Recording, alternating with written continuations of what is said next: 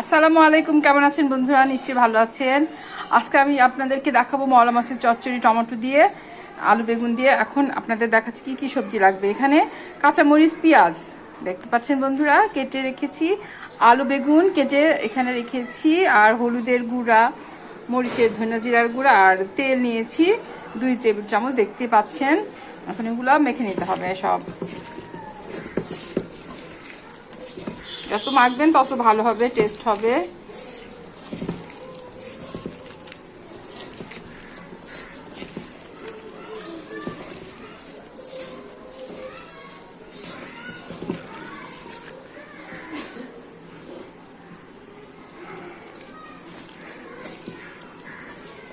এখন এর ভিতরে মাছ দিয়ে দিব।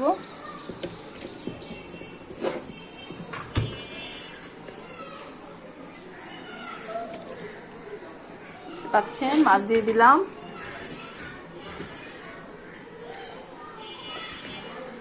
এখন এর উপরে ধনেপাতা দিয়ে দিলাম। টমেটো কেটে রেখেছি, টমেটো দিয়ে দিলাম। এই মাছ খেতে অনেক সুস্বাদু হয়,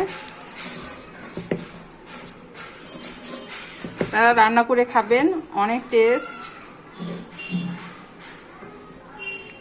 পানি দিয়ে দিব অল্প পরিমাণে।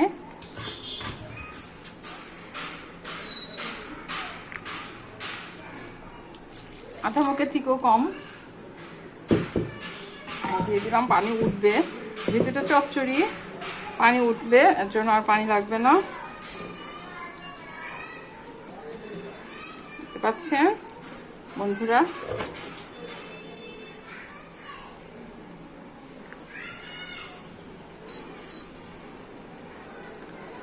অত্যন্ত সহজ একটি মওলা মাছের চচ্চড়ি দেখালাম। এটা এখন আমি ঢাকা দিয়ে ঢেকে দিব।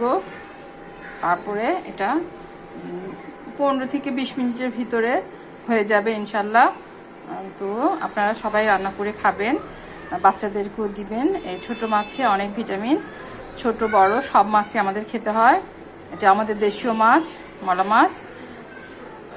কেটে ধুয়ে সুন্দর করে রান্না করবেন সবজি দিয়ে। শরীর ভালো থাকবে, সুস্থ থাকবে, চোখ ভালো থাকবে।